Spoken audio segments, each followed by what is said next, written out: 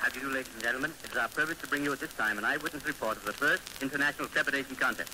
We are speaking to you from the ringside of the great Maple Leaf Auditorium, which is packed to the rafters with spectators, eager and curious. For the benefit of my listeners who are not acquainted with the facts relating to this event, it might be well to describe the two contestants. Lord Windesmere from Wapping Foghole in Devonshire is, of course, the champion of the British Empire. The challenger is Paul Boomer, native son of Australia, who, I understand, worked his way to Canada in the crew of an ocean freighter carrying a load of Melbourne cabbage, upon which, so it is stated, Boomer trains exclusively. I see now there's a bit of a flurry around Lord Windesmere's entrance, and yes, here he comes, Lord Windesmere. I'll see if I can get him to come to the microphone and say a few words. Joe, we'll see if we can get his lordship to come over here for a minute. Tell him it's for the radio. Okay, I'm going to get it, please. Thanks. Well, Lord Windesmere appears to be in good spirits. He's smiling and chatting. Thrown about him is a beautiful silk dressing gown of purple velvet, upon which is worked, I imagine, to be the coat of arms of the House of Windesmere. It's a beautiful thing. Good boy, Joe. In just a minute, ladies and gentlemen, I think we're going to have his lordship himself come to the microphone and say a few words. Right over here, please. Right over here. Yeah, right here. Yes, folks, here he is. Right in the microphone, the champion himself, Lord Windesmere. Your Highness, how did you come to take an interest in this unusual art? Well, I suppose you could say it all started over Lady Windesmere's fan. I see. Yes, I noticed she was constantly waving this fan in front of her face, so I asked her why the deuce she did it. So she retorted that if I insisted on constantly trepiding, she had to fan away in pure self-defense, you see. So my friends were drawn into the controversy and persuaded me to capitalize on my proficiency and sort of going for it and all that. That's all. Thank you very much, Your Majesty. Thank you, and good luck to you. That was Lord Windesmere, a champion trepidator of the British... Oh, and here's the challenger. Here's Paul Boomer from Australia. Paul, over here, please. Please, ask Mr. Boomer to come over here, please. The radio. We want to speak on the radio. Just a moment, ladies and gentlemen. I think we'll have Paul Boomer for you right away. Yes, here he comes. His attendant has just pointed us out. How did Paul? How? He just waves his hand in greeting and starts walking over to the microphone. And here, ladies and gentlemen, is Mr. Paul Boomer. Will you say hello to our audience, Mr. Boomer? Hello, Canada. Now tell me, sir, when did you first realize that you were proficient enough to take a shot at the Empire Championship? Well, ever since I was a little nipper, I liked to fart. I remember I used to make my mother and father laugh their bleeding heads off when I used to let one go in church during the announcement of the ladies' aid. Excuse me, Mr. Boomer, on the radio, we call it crepitating. Now, look here, Cobber. What I always says is, a fart's a fart, whether you raise up on one cheek and sneak, or whether you give it a full blast like I do. Very well, as long as the CBC is no objection. I personally find the four-letter word much easier to say and more descriptive than the longer and more academic separation. Thank you. And I would like to say so. And there's the bell. Thank you, Mr. Boomer, and good luck. Paul Boomer hurries off to the center of the arena to meet the champion and to receive instructions. Now the house lights are dimming, and the great flood of high-powered electric lights cascade down onto the center of this great arena where stands, in simple eloquence, the farting post. The farting post is about 4 feet high and is decorated with red, white, and blue bunting up to about 9 inches from the top. The bare top section is worn smooth by the grip of many hands in previous contests. And now it appears that Paul Boomer is to be the first at the post. But that, I believe, is customary for the challenger to make the first effort. Yes, Paul Boomer takes off his dressing gown and strides to the farting post. He grips it firmly around the top and flexes his knees. The signal to commence has not yet been given, so we may assume that these are just preliminaries. I think I have time to describe Mr. Boomer's outfit. He's stripped from the waist up and wears a tight-fitting trunks of powder blue trimmed with scarlet. These trunks are similar to those worn by wrestlers with one important difference. Excuse me. There's a hole about 6 inches in diameter removed from the seat. This, of course, has been done for obvious reasons. This symmetrical aperture is called the fenêtre de brise, literally translated meaning the zephyr window. Mr. Boomer's fenêtre de brise has a scarlet trim around its perimeter, giving a very provocative air to this genial Australian backside. Oh, and there goes the signal to commence.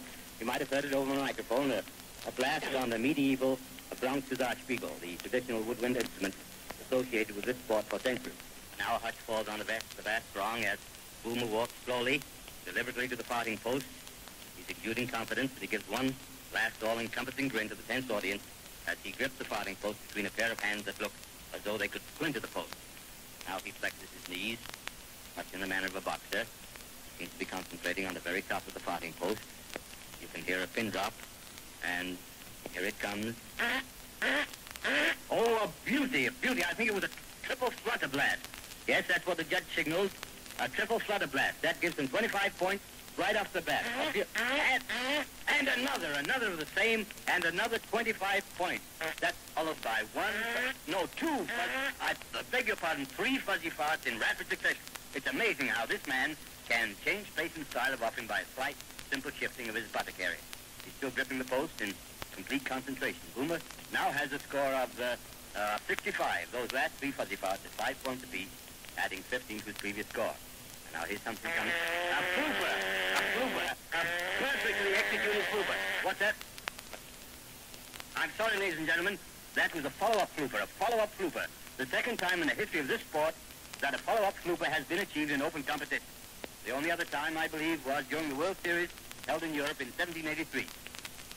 During the course of this series, Francois Fouf, the famous French father, after leaving a follow-up flooper, defeated Sandy McWin, his Scottish opponent, by only 1 bloop and then dropped dead. As you know, since then, in honor of Monsieur Fouf, the bloop has been dropped from open competition. And now the score is 105 for Boomer. Flooper, of course, counts 10 points, but a follow-up flooper, a very difficult maneuver, gives 40 points. Well, this certainly has been a whirlwind section. I think that Paul Boomer is about played out, or blown out, as they say. What am I saying? There's a fuzzy fart and another. That gives him 10 more points, and he's not through yet, apparently. Wait a minute, here comes a creep. Oh, a little creep, worth only 2 points, and very dangerous. And another creep. Well, not bad. Well, he's certainly putting up a fight. Well, he's certainly putting up a fighting finish. 4-3, a very hazardous part because of the danger of blocking. But giving him 8, a very valuable point. And there he throws up his hands. He throws up his hands as a signal that he's finished. And the crowd gives him a tremendous ovation. He's sitting down, looking a little pale, a little wan perhaps, but smiling happily at the crowd. This man has a definite charm about him that has endeared him to all except the most rabid Windesmere fans. And here's his, wait a minute. Oh, Boomer! 123 points! Did you hear that? Paul Boomer, 123 points, a world record, beating Lord Windesmere's previous world mark of 119 by 4 points. Paul Boomer, this moment, is the world champion. But for how long, we don't know, because Lord Windesmere might take it right back again. And here's his lordship now walking up to the post, apparently not in the least disconcerted by the brilliant performance of the challenger. He's outfitted a little differently from Paul Boomer. He has purple tights, full-length tights, and around the finesse de prise, you remember the hole cut out from the center of his seat. Around this, there's a fringe of little gold tassels about 4 inches long. This, no doubt, is some decoration affected by...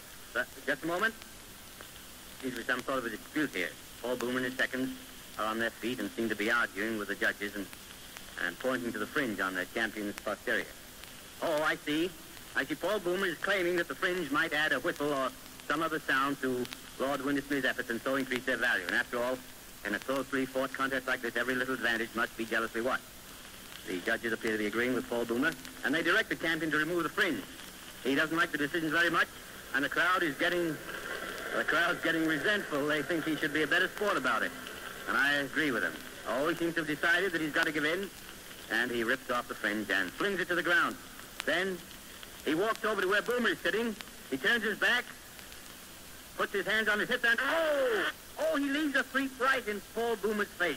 The crowd get a kick out of this. As you know, a freak is a very low scorer, only 2 points, but to throw one away just in a gesture of defiance demonstrates the spirit of dash and recklessness which has made the Englishman the champion that he is. He's smiling disdainfully now as he returns to the center of the arena. He nods to the judge to show he's ready, and hello, what's this? He's not going to use the farting post. Lord Windesmere, the champion, in a final gesture of contempt, scorns the use of the farting post. Well, this is developing into a bit of a grudge contest. He has his hands on his hips, feet apart, knees slightly bent, and a sizzler. His first attempt is, and another one. 2 in a row, and another one, a third. 3 sizzlers in a row, a tremendous effort. 60 points in his first 30 seconds. I can't do it. 3 sizzlers in a row, a tremendous effort. 60 points in his first 30 seconds. And 1, 2, 3, 4. 4 fuzzes. 4 fragrant fuzzes in rapid succession. It's a pleasure to see the ease and comfort with which his lordship leaves his fart. Perfect technique. And now his score is 80 points. 80 points in the first 30 seconds of the post. Now he's getting ready again. Hands on hip. A little bit red in the face as he strains to... Oh, something there. Wait a minute. Something's wrong. His attendants run into him. He's in some kind of distress. I see. Yes, the judge's signal. It was a plotcher. Oh, hard luck, your lordship, sir. Hard luck.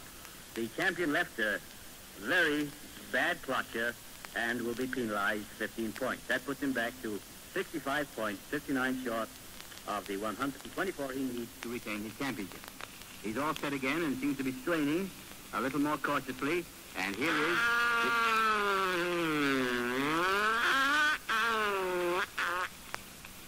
a fundus break. Oh, a beautiful bit of wind-breaking virtuosity. A most difficult part to perform without plotting. This man has wonderful control, and the crowd are really warming up to him. That fundus break counts 30 points, and it takes Lord Windismere up to 95 points. It's getting very tense now, and here it is. Here is the next one. A trill blow. 10 points, followed by a resounding single flutterblast. I think that is. Wait, yes, the judges proclaim that to be a single flutterblast. A lovely change of pace there. And now the excitement is growing unbearable as the champion takes a step away from the post, and his score is 120. Just 3 points short of the Paul Boomer mark. Just 3 points short. If he gets one more fuzzy or 2 small freaks, it's all over with the shouting, and the challenger will have to return to Australia with his shattered hopes. I think everyone's heart aches for Paul Boomer. He's really a great guy, but Windismere steps up to the post again and looks very confident as he gets ready for the killing. And here it comes, a sweep. That's 2 more points. A little small sweep was all it was, 2 points, and now it's practically over. Just 1 more of those little sweeps, those little 2-point sweeps, and the contest will be over. It seems as though his lordship was deliberately tormenting Boomer by dallying, but Boomer's smiling. It's a forced smile, but he's trying hard. He's sitting there trying hard to take it like the grand sportsman that he is, but you can see defeat standing ready to sweep away his dreams at almost any instant. And now Lord Windismere steps forward, and hello, he's going to use the farthing post as final effort, it seems. Flexes his knees. It looks as though he's going to try for a high-scoring effort for a whirlwind finish, perhaps another fizzler. And now he's trying very hard. The veins are starting out on his forehead, and even the trickle of perspiration venturing down his temple seems to hesitate, so that this mighty last effort should have undivided attention. Now, suggestion of a smile from the champion. Seems to have decided just what treatment is going to give this final bid. I see the audience, almost to a man, is on its feet, breathless and tense. He closes his eyes. A look of pure ecstasy on his face. Oh, he's sick! The champion is disqualified! Now, ladies and gentlemen, as a special service feature, we have brought you direct from the ringside of the Maple Leaf Auditorium a blow-by-blow description of the first trepidation contest held under international auspices. This broadcast replaced midweek meditations usually heard at this time. Your narrator, Sidney S. Brown.